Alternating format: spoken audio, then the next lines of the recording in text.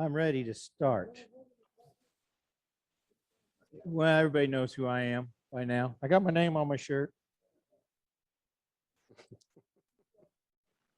Hi, I'm Kevin Bassett. You hadn't recorded it yet? Well, push your button and let's go.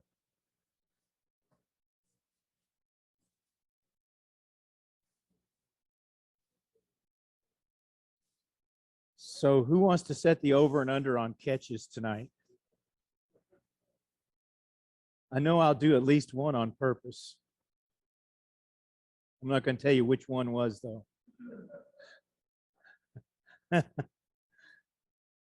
So really, the fundamentals of wood turning really started with the spindle. And faceplate's great. Everybody wants to go there really quick. But to develop the tool control skills for turning, you really need to practice some spindles. So there's some basic moves in there that are really important. And so this little fella is a porch baluster, I guess. As an extra. In other words, it didn't make the grade. You really don't know how much fun you're having until you got to do 80 of these. You know, so that was pretty fun. So to get 80 the same is the trick. You know, the first one, you know, you can be all over the place, but I had to match this. And so to do that, I make, this was my little stick, and I have these, you know, when this is just a block, I can set it in there. There's the bottom, and let me get this where you can see it. Is that better?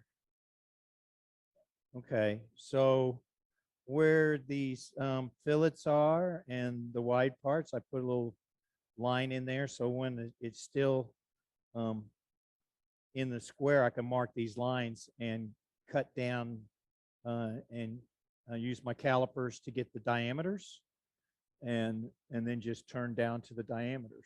And you know, this line gets me correct this way, going along the length of the thing. So it's a to do spindles and repeat them over and over and over again. You need to get you a storyboard made. So sometimes the architects will give you a plan, and it'll have it drawn out on there what you're going to do for them, and they get pretty precise sometimes not so much.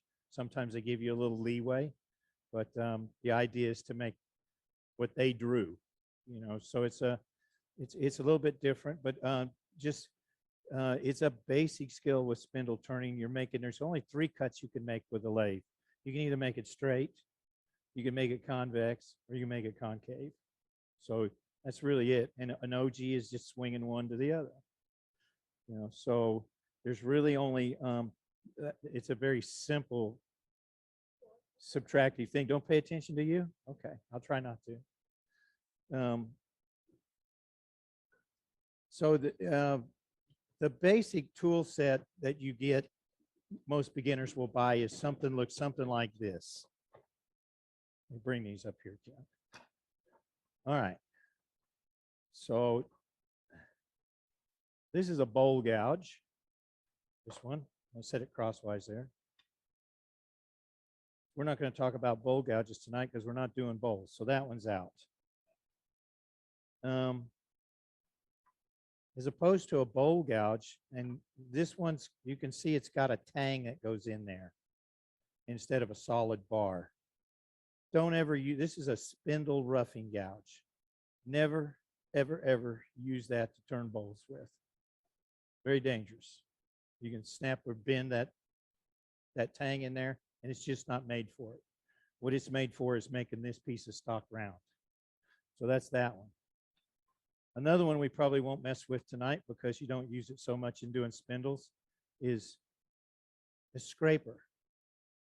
So one of these days, somebody will explain to me the difference between a negative rake scraper and taking a regular scraper and turning it up a little bit like that and making the edge down and not having to remove a bunch of metal that supports the edge.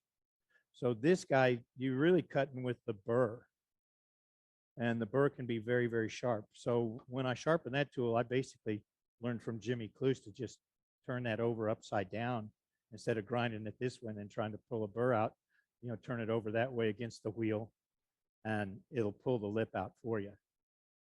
So that's pretty handy. That's no different. And Larry, I'm not going to disparage these tools. They're great. This is another scraper though. So there's ways to use this, and Larry Mon does a great job of teaching people how to use this and to shear cut or shear scrape. But this is another scraper, an easy tool, but it's a good one. And it's very, very sharp because the carbide can be very, very sharp, and you don't have to pull a burr out on it. I mean, it's just great. Just rotate that little cutter around and you got 4 good sides, and it's very easy for beginners to learn with these. Okay, so at some point though, when you start doing spindle turning, you really need to learn the strokes, of how things go. The next tool that we use a lot in spindle turning is a parting tool. So up until now, we haven't really talked much about what we're using, except for this one. Tools for bowl turning versus tools for spindle turning. So this is a parting tool. And if you look, it's a little fatter here, so it cuts a little wider kerf than the top of the tool. And so it's a little wider here. So that's that way it doesn't want to bind up on the edge so much because you're cutting wider than the kerf's wider here at the fat part of that. So there's all kinds of parting tools, and you can make them yourselves. So let's see, parting tools. This one's mine, but it doesn't have that wider. And this is a Sorby. Everybody in this room's probably got one of these.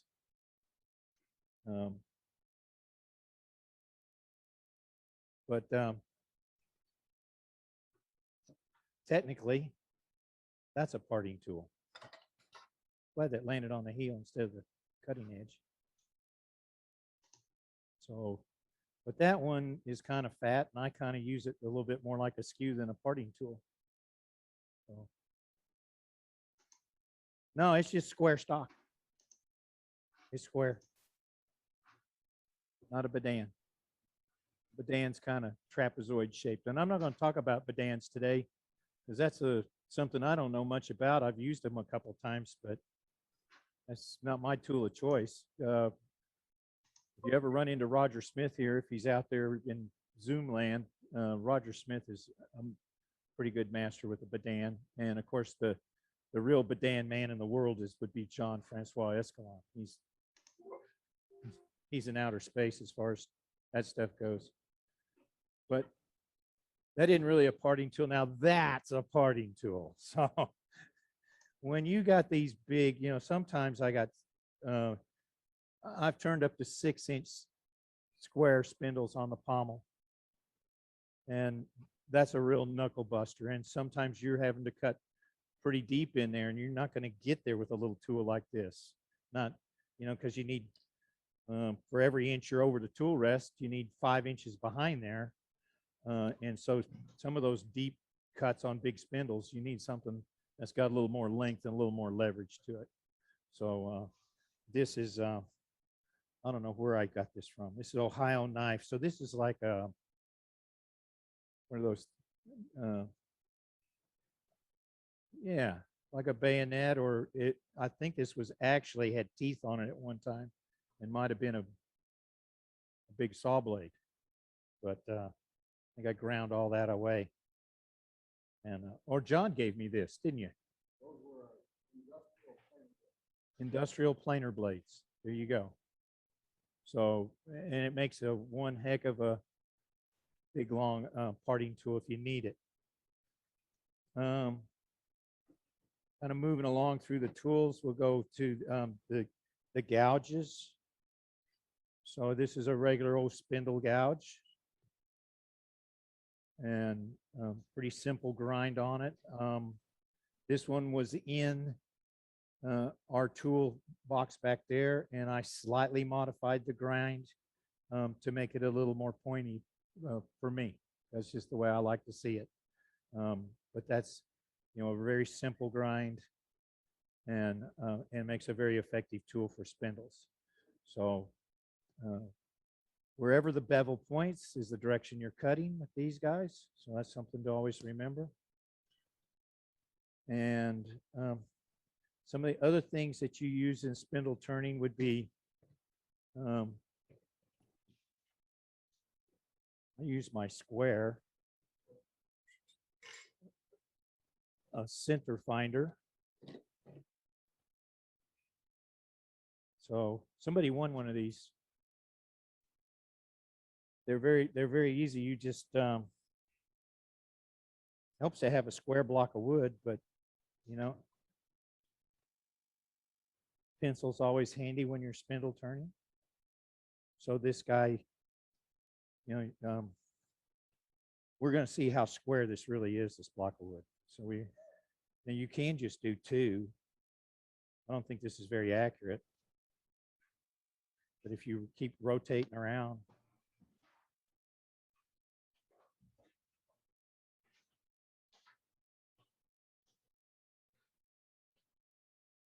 so one way it's pretty accurate. The other way you can see that it's probably moved. So the center is somewhere between those two. So that would be the center, and then you use your little punch, which I don't see over there. I guess maybe it didn't make the trip, to start you a hole there, and do the same on the other side. And if you look at this block of wood, you can see how it may have been square at one time, but it is shifted. And by kind of flipping it around like this, you'll see where the errors are in the square. It's not square. It's not even close to square. So now by having that in there, I can kind of guesstimate where the center would be, about in there. Pretty easier to get there to where the center point actually is than just diagonals or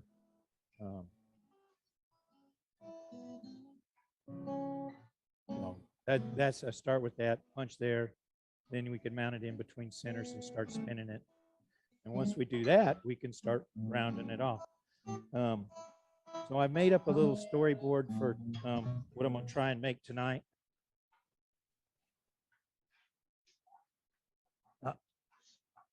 I thought it might have made it. So, to do the centers, I just trying to get this right in the middle. Just give it a little pop. Now I got my center point. Same thing here. And now I'd be ready to mount that block of wood between centers. And it's going to be pretty square. It really doesn't matter if the whole spindle's going to be round. Where this is really gets important is if you're making furniture and you got to have a square that fits in the, up into the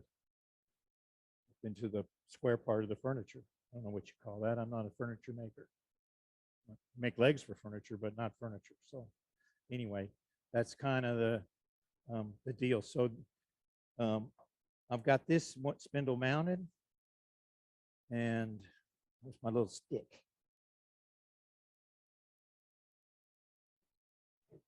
I keep a little bit of this little Luann strips like this to make the storyboards out of.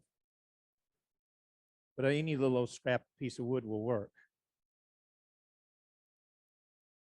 So this is going to be the square part up here. I've got that is going to be the square part of the turning. I might as well show you how that works in this demo. So I use my square to kind of get some I can see it. Get this way. I can see it.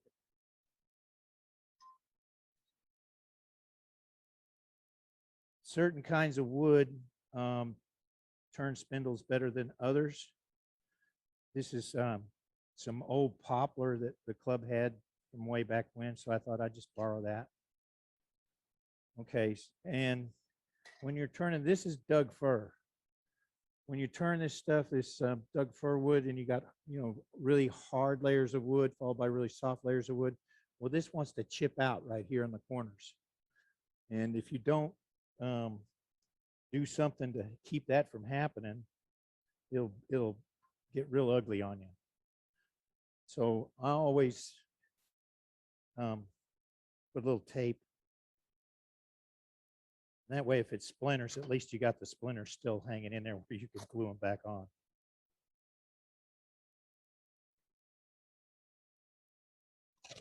So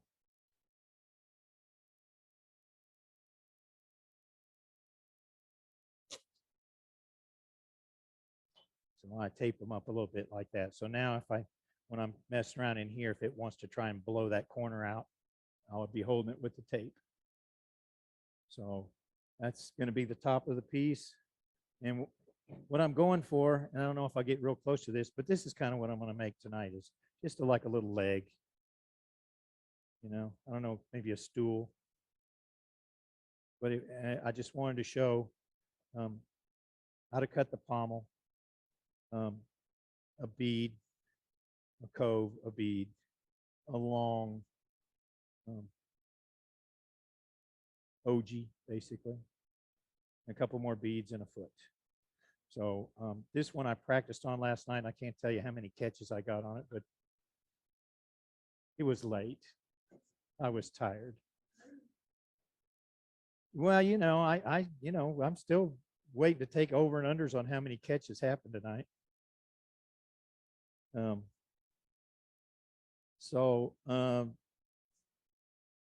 The calipers. So this is where your tool control comes, because you need to be able to basically control. Where's it? Oh, that isn't the one. I'll use mine.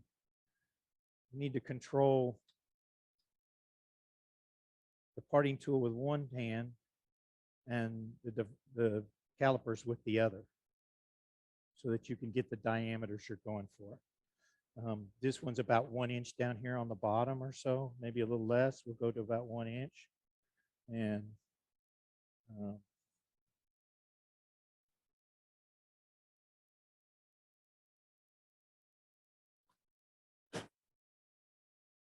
you can see I take good care of my tools. That was all broke up. And of course, it's probably 25 years old, so give me a break.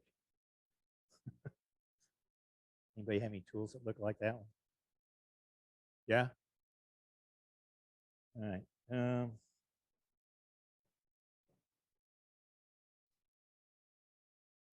Oh, yeah, there it is.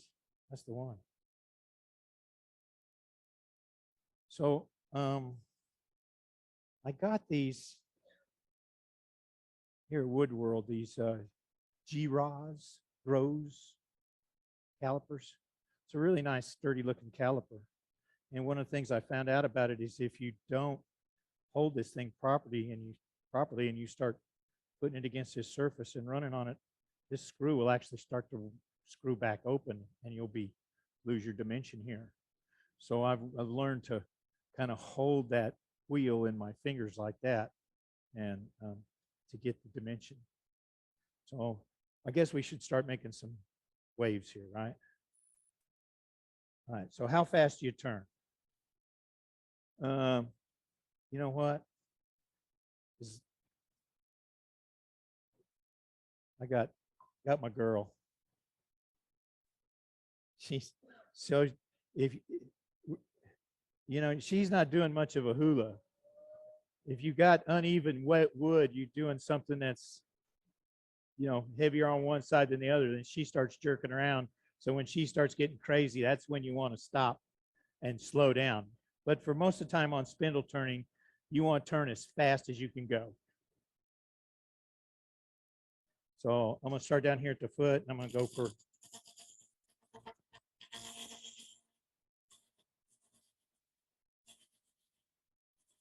I want to get down somewhere where it's close to round, because if you stick that in there where it's square, it'll just knock it back. So Hold that.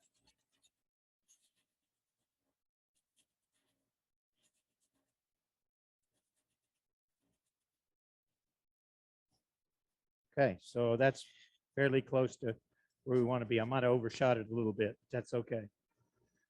And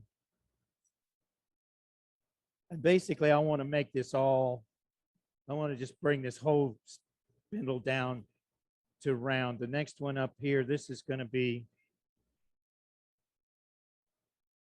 well, I didn't write it down. I better go to my, when I started the design, I did this.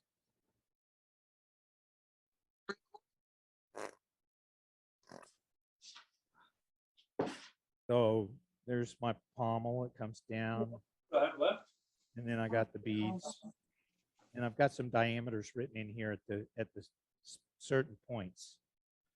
And so this, what I want to try and do is the largest diameter in here is like 1 3/4, maybe a little bit less than that. 1 3/4 is probably going to be the widest part of any of this. So let's set up one of these to 1 3/4. Is that the sign in since we don't have a librarian? Mark, I hope you're getting better, buddy. We're missing you. 1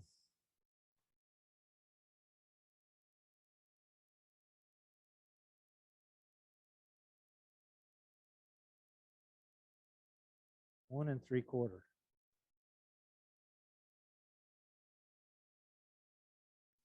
So this stock's a hair over 2 inch, I think.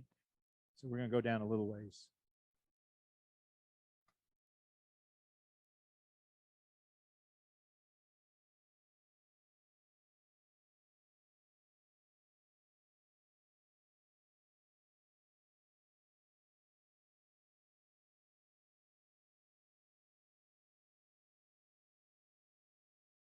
There's about 1 3/4 more or less. Got about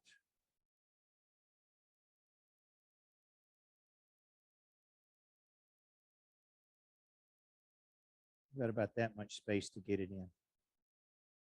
So somewhere between the green line and that line is going to be where I want to cut this. And I just want it wide enough for these to fit in. So if you look at the calipers, you'll see they're fatter up here than they are down here. They should be. If they're not, you can grind these a little bit to make them fit in there better. It's really nice if they're just a little bit smaller than this. And those are pretty close. So they may get a little inaccurate.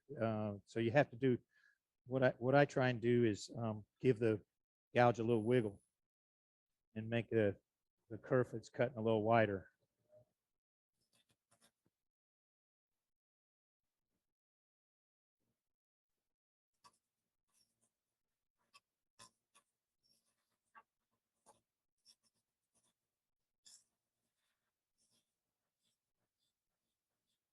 See, I can wiggle that back and forth, and I'm cutting a little bit wider. So going in here, I mean,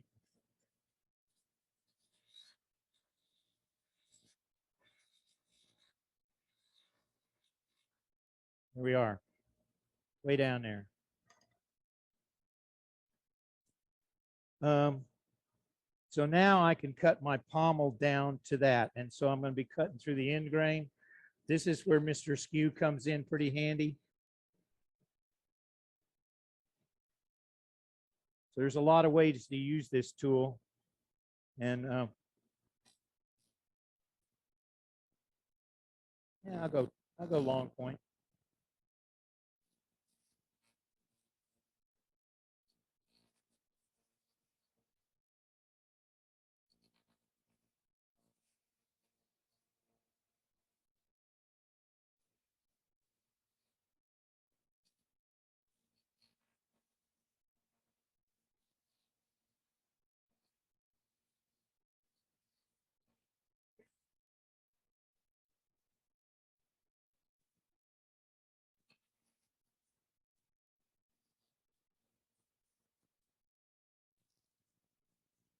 That's the tape.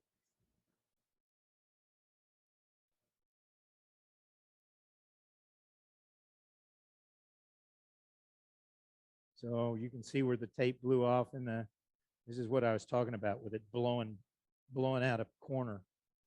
And it's kind of like, in fact, it blew out a lot of corners. Maybe Mr. Skew wasn't too good for that, but anyway, usually it is. So, yeah, not too good. Crummy piece of wood. That's what I'm gonna blame it on. It's poplar. What can I say? And it's a really rough cut poplar. So not a very good piece of wood for what we're doing here. And it's good to practice with crummy wood, because when you want to make mistakes, you want to make it on a piece like this, not on the real deal. You don't want to put your $20 a board foot lumber in there and then blow it up. So we got a little bit of a pommel cut. I'm going to go in here and mark the rest of these lines in here, so I know about where I'm going. So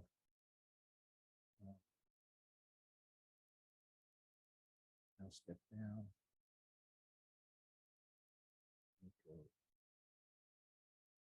Okay, I'll mark these a little different. This is the high point of the thigh. This will be the ankle. And we got a couple of smaller beads and a foot.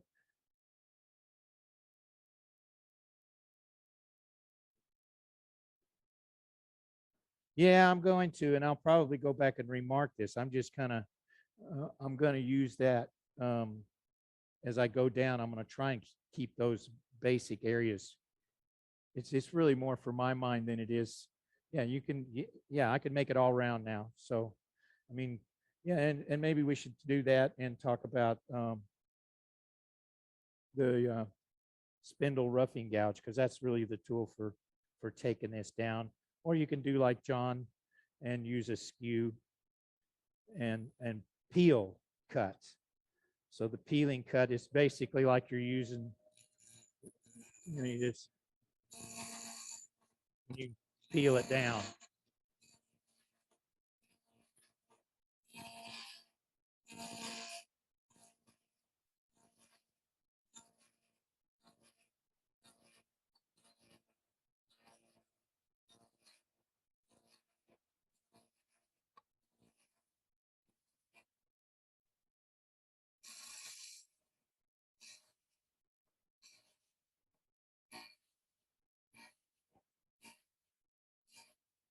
Or the other thing is there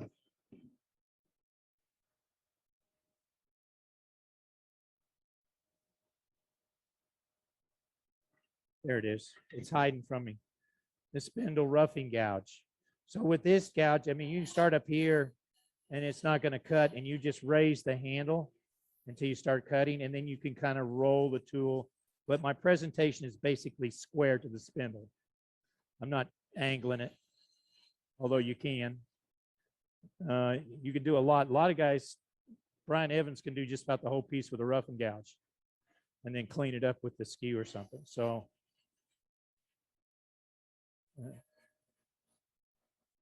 I can run it straight, or I can roll it, and that lets me use more of the edge. See how I'm kind of rolling it back and forth?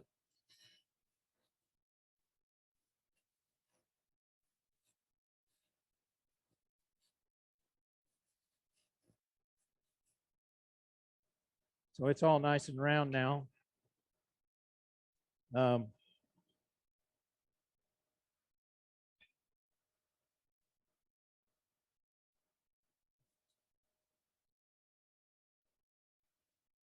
This is a very good skew. This is Alan Lacer. So any of you that are going to SWAT, Alan Lacer is going to be there, and he's going to be doing a class on nothing but skew.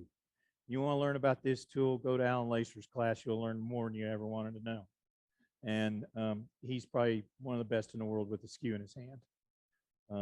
This is his design, and it's a very sturdy compared to what you get in a beginner's tool.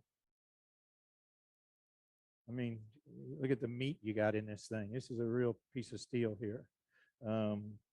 And I think it gives you more control. Plus, on the grind, the skew is this angle from here to here.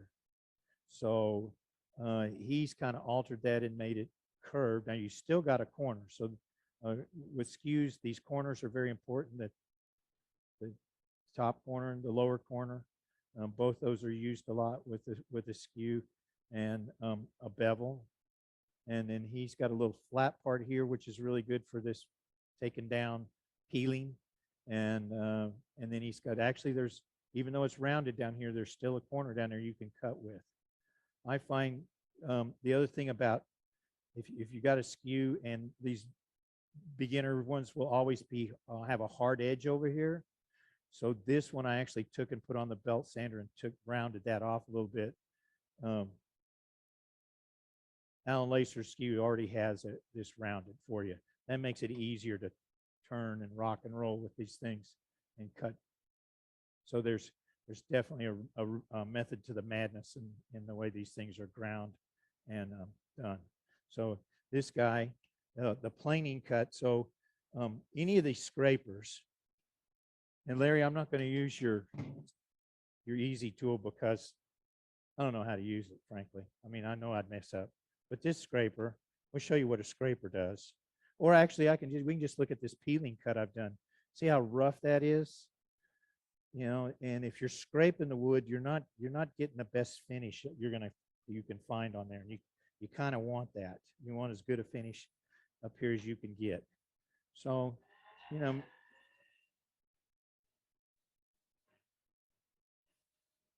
I'm going to stop right there so you can see the difference between what peeling or scraping does and how smooth this is. I mean, you almost don't even have to sand that. It's almost smooth enough. You might hit this with a little 220 or something, but that's basically, it's home. This over here, you're going to sand for a while. And I don't know about you, but I hate breathing sawdust. I mean, sanding's the worst thing in the world. I hate sanding. How about you? You like sanding? You don't care. No, I really do. I hate sanding. You should see my shop.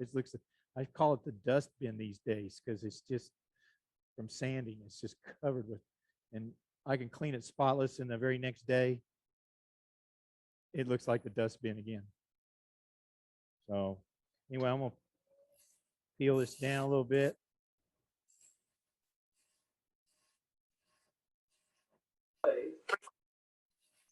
Those of you going to squat, this is going to be in the 3-for-1 drawing. Donating this piece for the 3-for-1 drawing. So excited for someone to get that. So Really, the attack here is more like cutting down the tangent and not stabbing it straight in like that. It's just lifting the handle.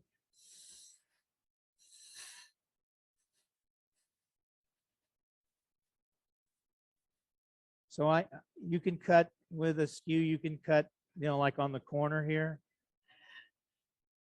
Use that corner to cut.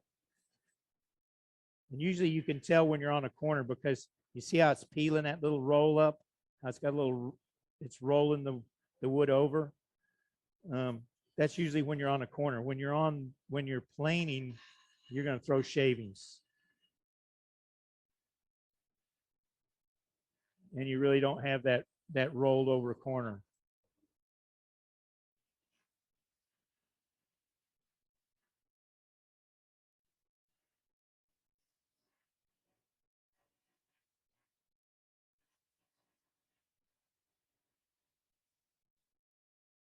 One thing is, if you happen to go to Alan's demo, between just about every cut, he's got his hone out, and he'll give it a little lick like that because he wants what he calls scary sharp. I don't think I get to scary sharp, but he certainly does.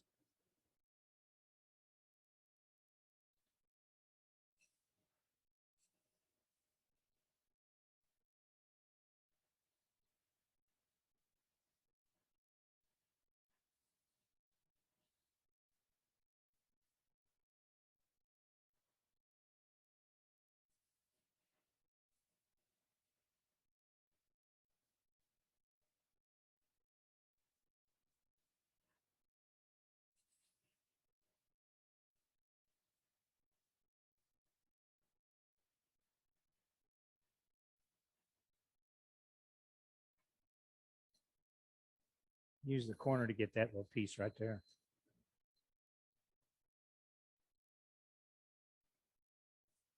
All right, so now we'll get out the little stick.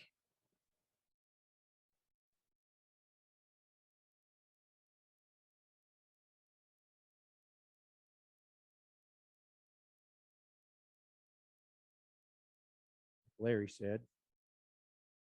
And we'll use our little, I cut little notches in here for the pencil to ride in.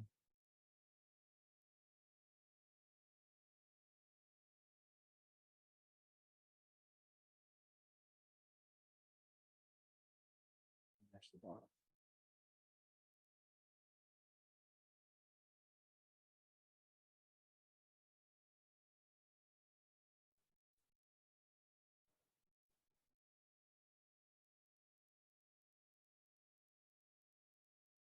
Get that slow enough to where I can see that line again.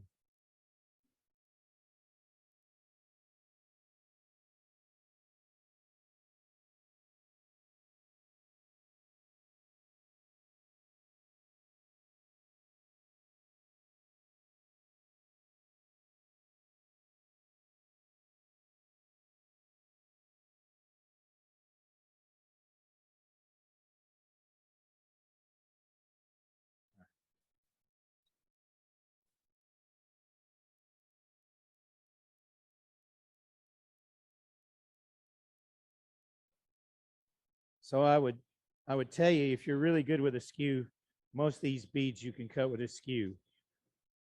John has amazing control with a skew. I don't. So I'm going to go my way about this. So, and I urge you, if you're going to use a skew, practice, practice, practice. It's a super good tool. Makes the cleanest cut on the wood there is. It can be grabby. It can throw stuff back. I mean, you can make some really nice spiral cuts in your piece. So, and some people just want to use it to open up the can of beans. So, but I value it for these planing cuts, and also it's really good for what I want to do here is get some depth on these for where my beads are going to go. So V cuts are very easy, and I use the long point.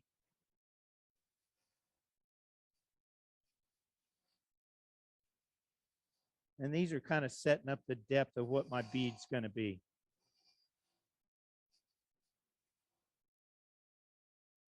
That looks out of whack there. Let's see something.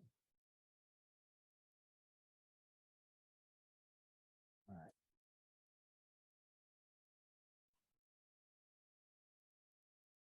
Let's see, bead code, bead.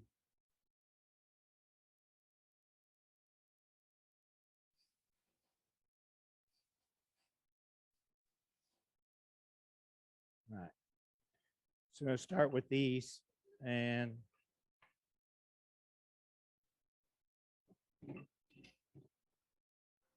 just to show you it can be done. Excuse me, I got losing my voice as I get old. I would prove to you that you can use a club tool to cut with. This is one of the club's little spindle gouges that's in the beginner set. So I'm going to start here, and I'm just going to roll me down a little corner of that. And I like to mark the centers of where the beads are going to be, like that. And if you want to keep the dimension proper, you never cut that pencil line off. I'm saying it off at the end. If you cut the pencil line off, then you've lost the dimension of the piece. So you don't want to do that. And the bead, I start the tool basically all the way open, and I'm going to roll it. I got to move my body. I'm going to roll, lift the handle, and twist my wrist at the same time. And as I turn my body around that corner, I'll end up all the way shut. So it's a full, to get a good bead, it's the full amount of motion there. So let's start right there. I'm going to just knock this corner off a little bit first. Start right there.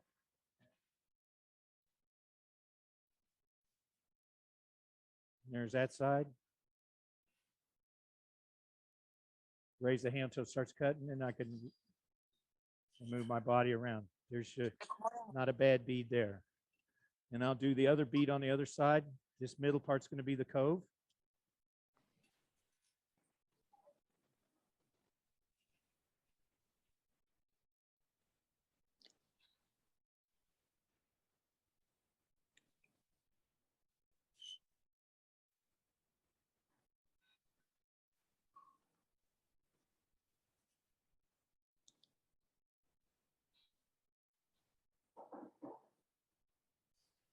So if you're kind of a beginner at turning, one of the things I would say that beads and coves, they're the scales. If you're a musician, you know, you play scales or arpeggios to learn your instrument. And with turning, to develop the tool control you need, you do beads and coves because the motions, the body movements, the coordination all comes from here. So the cove one is the opposite. I'm going to start with the tool pretty much closed, and then I'm going to cut up and to the middle. It's like I'm scooping out the wood. And one side, then the other. One side, then the other. See, and it's starting to make a nice little cove there.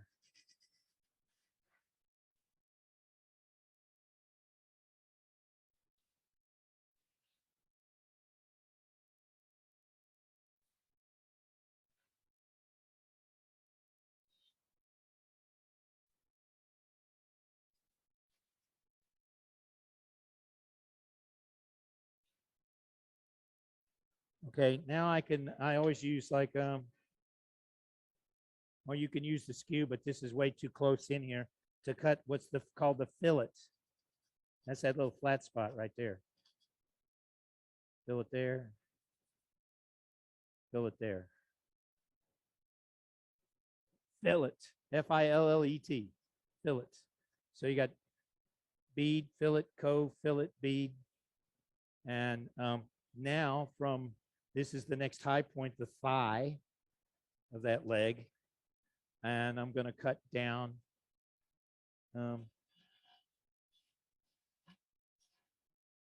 Where John would use his skew, I use my gouge.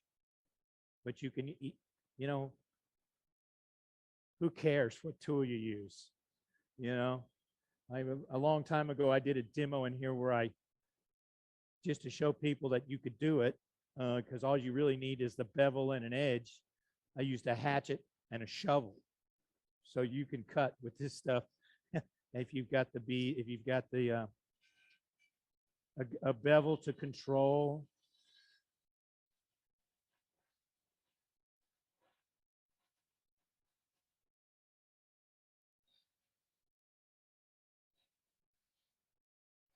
My tool's getting a little dull.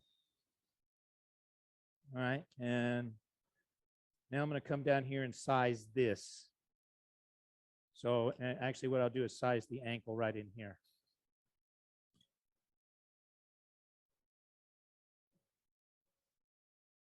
There's where it went. It's down there on the floor where I left it.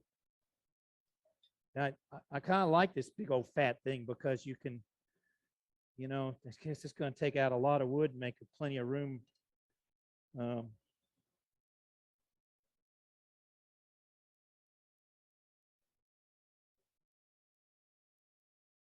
Okay, go back to the plan here. So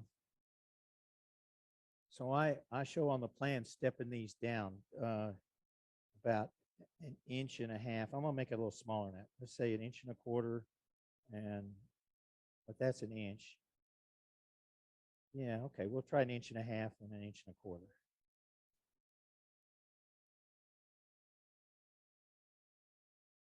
This took me longer than doing the turning last night. So there's the plan.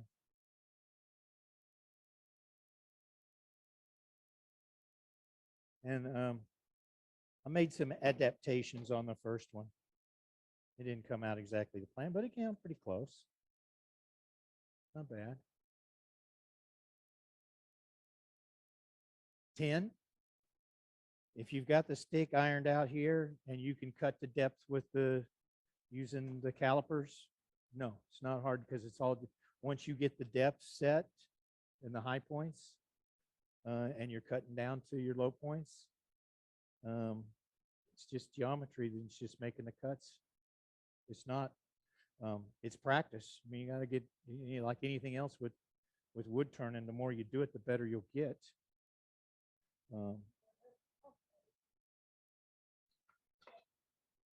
How much? Yeah, if I had to talk about it, I probably did that in about 10 minutes. Thank you. I was going to get that, but appreciate it. Yeah, I probably did this turning in 10 minutes last night, 2 in the morning. So if I fall over asleep here, you know why. If you fall over asleep, I know why too.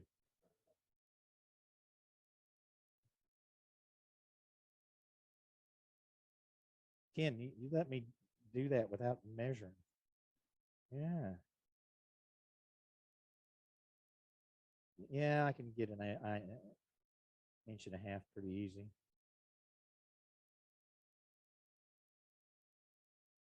So sometimes if I'm doing something, I'll put little numbers and a piece of tape on here so I know which goes with which dimension, and sometimes I forget which one I'm holding and mess things up.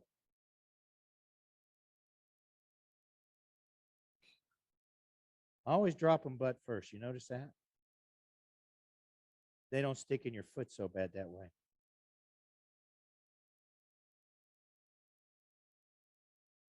You guys know the one-way handle.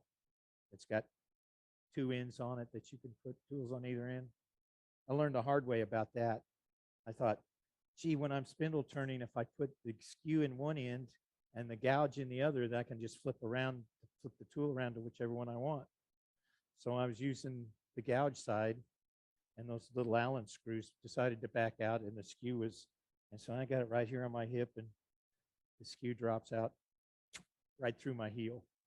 So don't do that. Use one tool at a time. Don't try and double up and have a double-ended tool for different things. I'm telling you by experience, you don't want to do it. I learned the hard way. So does my son. I always tell him, negative reinforcement's a hell of a teacher.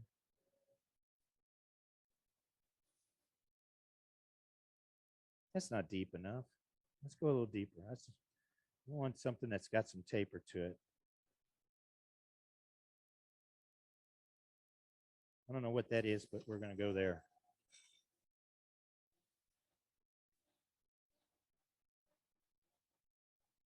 Okay.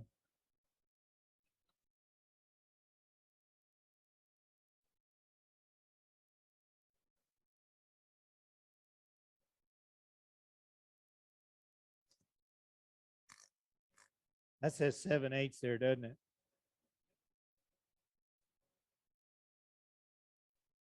I got confused between this part and this part. And that's all you got to do to mess up a spindle. Just lose your concentration for a little bit, hit the wrong dimension in the wrong spot. But as long as you're bigger, you can fix it.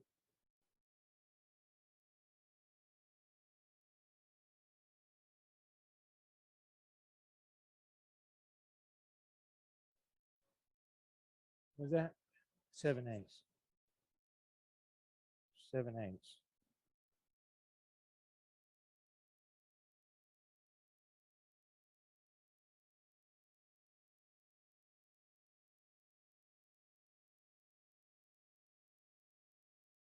How are we doing on time? Doing okay? How much? 10 to 8. What time does anybody want to go home? 10 after?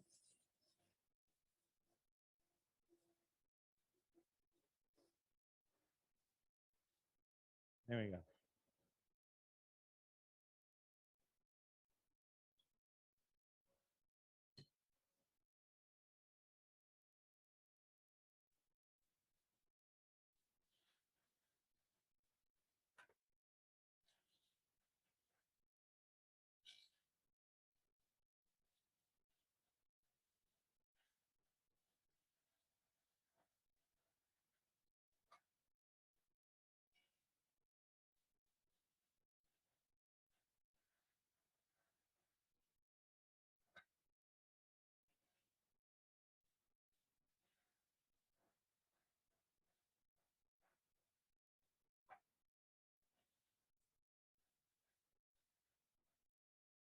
It's getting a little fat up there, isn't it?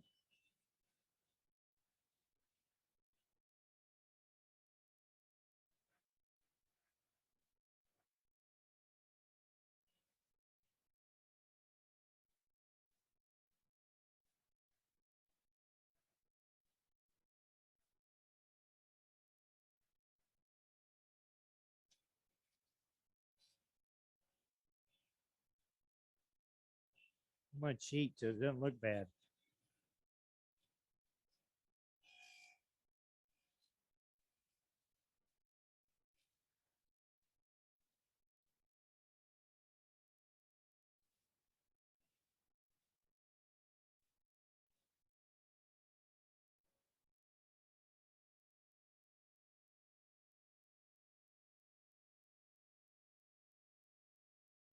We don't have a grinder set up here. I have to try and get an edge back with a little hone.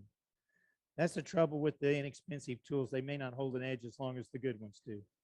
You know, the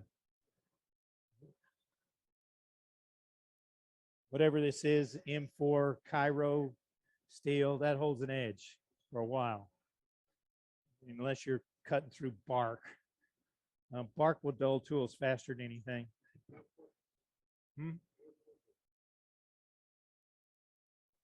You have to forgive me, John. I'm almost deaf these days.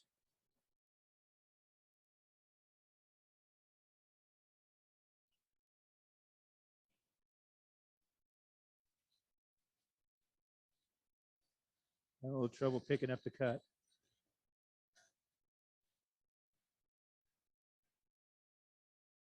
You're going to make me do it, aren't you? All right, so we said this one would be 1.5 inches.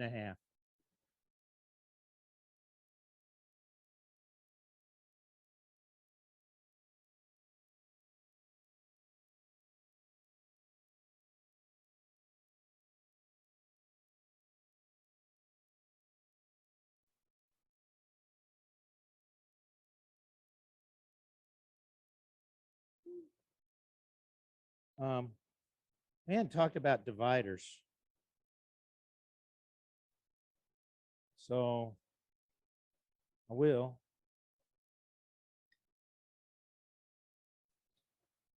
Inch and a half.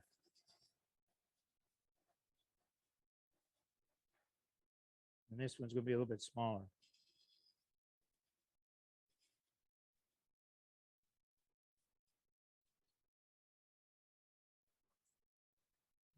Cut a, it's basically a cove cut.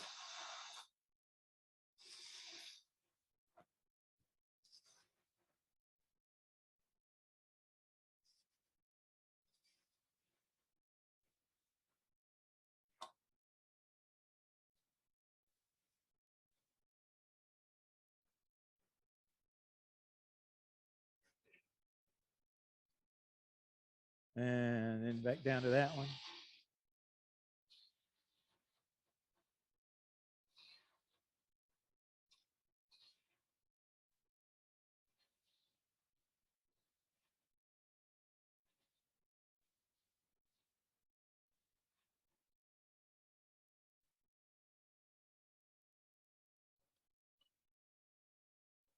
All right, so dividers.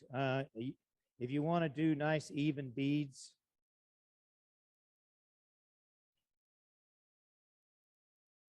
anybody remember Crocodile Dundee when he's in New York City, you know?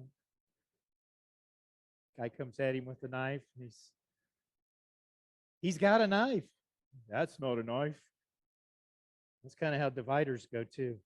So when you use dividers, you always want the tool rest high. You don't want to be trying to take these guys up into the wood that way. You want to go down. Otherwise, you can get a hell of a catch with dividers. Anybody ever done that? Oh, yeah? Oh, yeah. Larry's, yeah, me, I done that. It's part of the learning curve, isn't it? Negative reinforcement.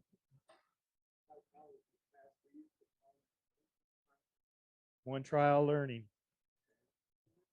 Yeah. Okay. I'm even going to go a little higher.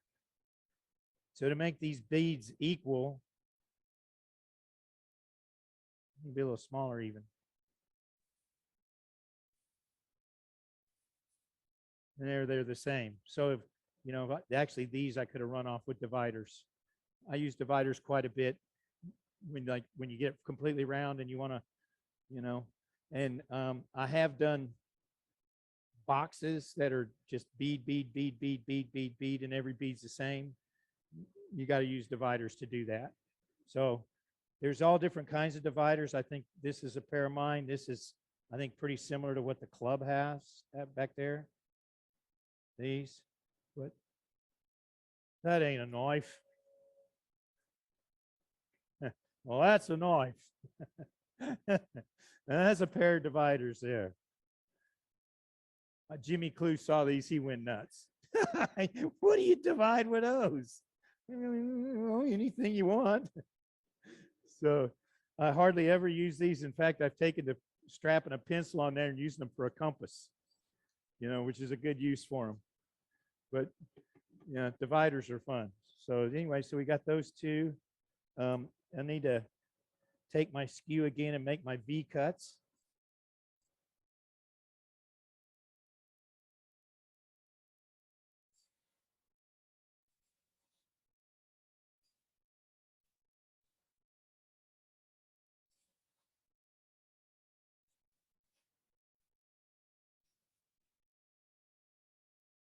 And because I'm so crummy with the skew, I'm going to use a gouge. And might as well mark the centers. Just use the eyeball somewhere in there. And you know, this guy's really kind of big for those little bitty beads. So if you're going to cut little things, you need little tools. You know, so I'm going to use this, what is that? 1/4 inch maybe. And this one's 3/8 maybe. You know, so you can get the gouges, you know, 1/8, 1/4. Oh no. Go look in one of those little miniature sets and it's got one that's about a 1/16 in it. It's just, oh, you got to be careful with that because you can snap it off in a heartbeat. Trust me. So this will give me a little bit better. I got to put my tool rest back down.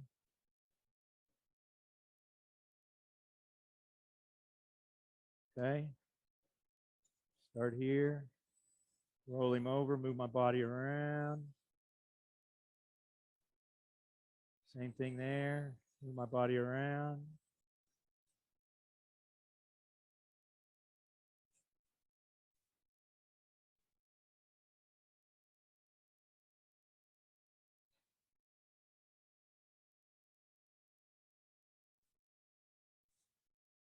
That was a little wompy, isn't it? Okay, and then the foot. Another little cove cut.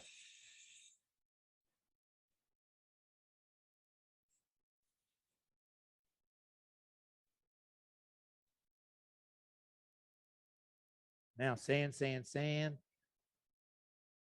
Even that stuff out. Look pretty good when it's all done. But so that's just an introduction to spindle turning. And basically all I'm saying is if you practice this, you'll be a better turner. Yeah, need to fill it.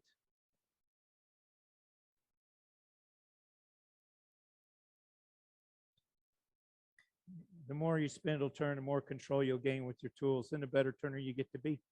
So, and it translates to the bowls. Wake up, Bob.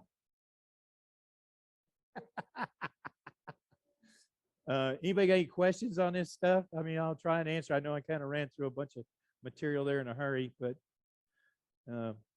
everybody wants to go home, especially Norman. Oh, time's up. Any questions on Zoom? Any people out there got anything? Pardon me? Todd, you hear anything from the Zoom world over there? Not yet, Kevin. I'm just trying to find my chat window again. I think I lost it. 1, 2, 3, 4, 5. I don't see any 9, questions on chat here. 12, Yeah. 15. Well, good job, Kevin. Appreciate it. We got 18 here. How many you got on Zoom there, Todd? Well, we had 22. 20. Well, we had 22. We had 29 at one point. Very good. I bored them to death, huh? They left. Yeah, not at all. Or it's got past their bedtime. More like it. Yeah. Yeah, maybe that's it.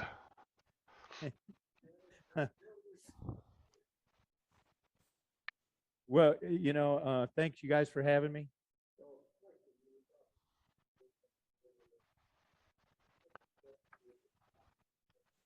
Poplar's very good generally. This piece was not good, but anything you got that's scrap. I mean,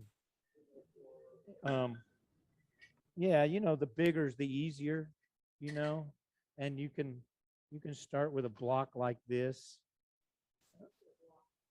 Huh? It was just laying around in my shop. It was the cutoff of something. Kevin, someone asked here about how do you fix those corners you messed up?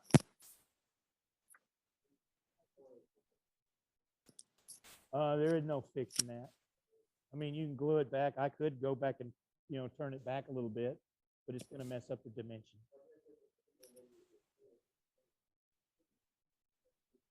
Yeah. The ones that, this stuff chewed up really bad but it flipped out along one of the grains. It wasn't so torn up as this hardwood was, as the poplar. And I could actually glue it back in. Just push it in and then glue it and then, sand a little bit of the edge where it's, it's a little bit longer than the pommel.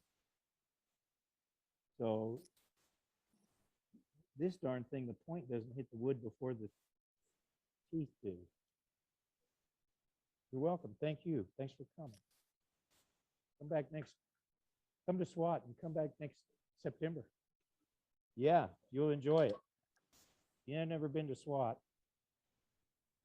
Just going to see the instant gallery is worth it. I mean, they shame me.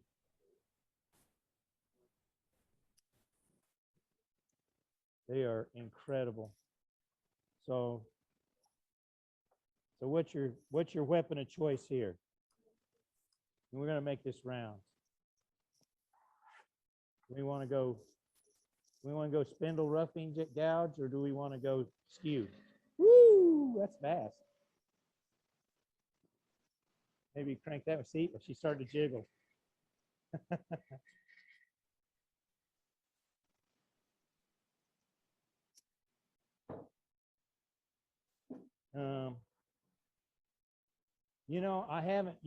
I never use a brand new tool right out of the box, but this one is. And I like this shape of this.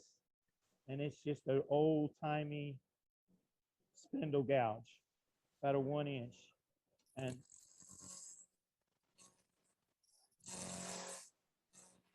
that's not too bad right out of the box.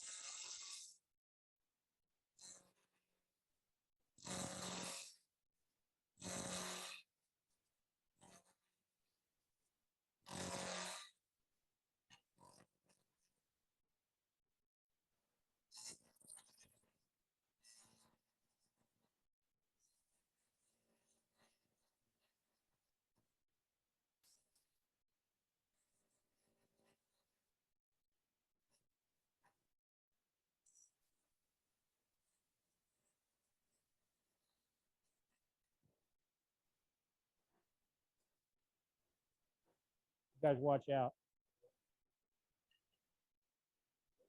This slipped.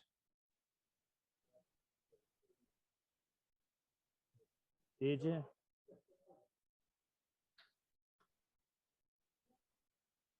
Yeah. Now we'll try. I'm glad that didn't come out and hit you in the head.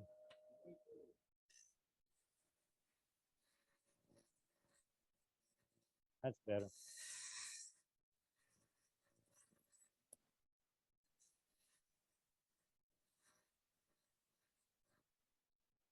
So if you really want to practice something with spindles.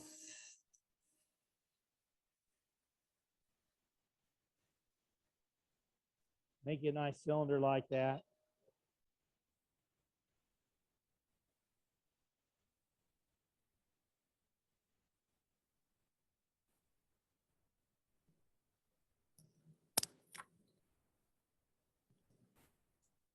But always stop the lathe Go and for turn, something just near half remove your inch. tool rest.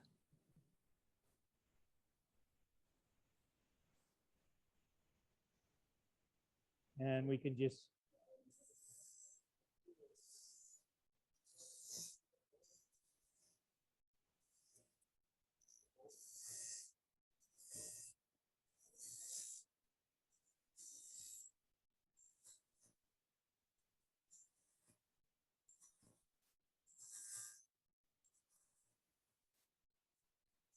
hey, it came out even. Hmm. Cut the V grooves.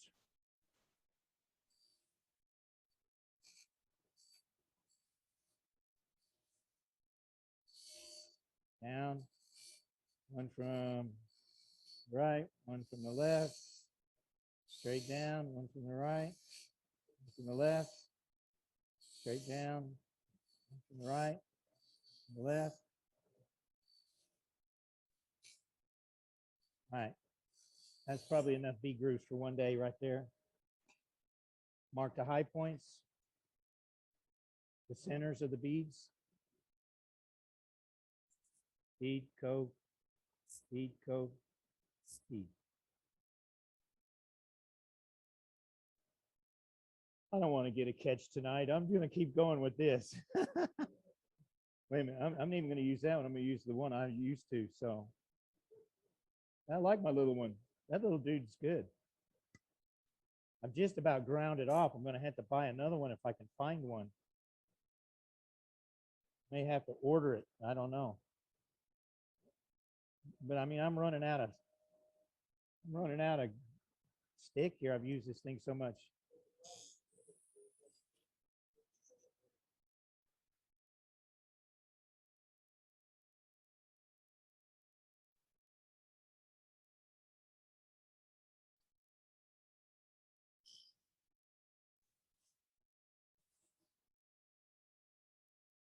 Well, that's a cove. Don't do a bead.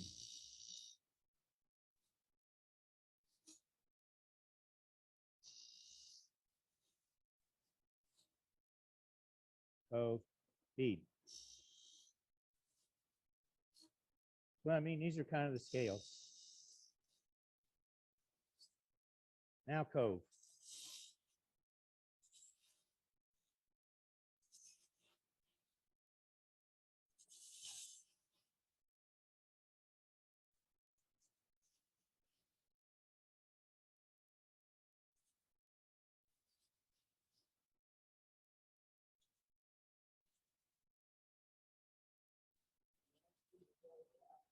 Yeah, scooping it out.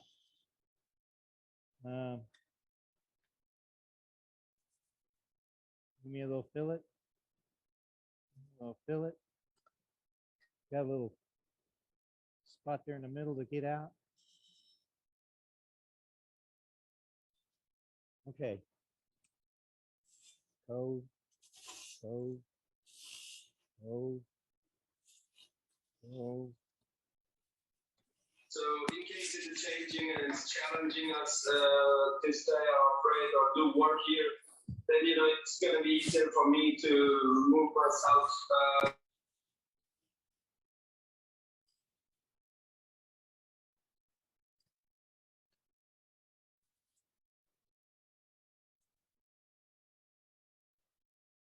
You do a whole stick of those, bead cove, bead cove, bead cove, bead cove, and then you take another stick just like it, do it again, take the two, match them up. You probably shouldn't see much daylight in between. The bead should fit in the coves, the fillet should line up, and then you know you're getting good. I'm afraid to even try it. I don't because I know how bad it's going to be, but and I've turned for a long time, but if you're talented and you're good and you practice a lot, you might be able to make that happen. But it's kind of it's one of those things. I got another stick of wood here, but I'm not going to try it. I mean, I'm just not.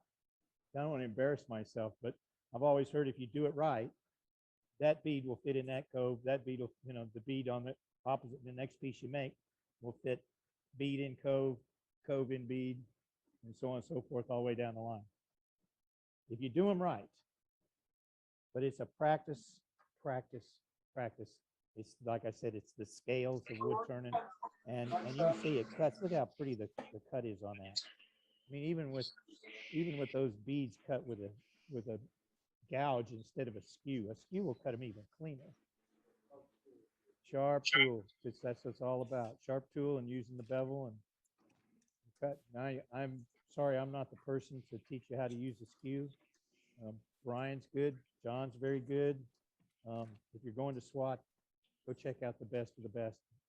Alan Lacer, it's incredible.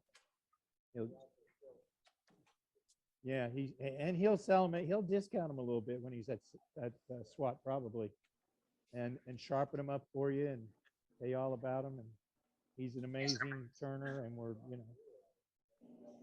and like a lot of them, some of those really good old turners like that. How many more years are we going to get to enjoy them? So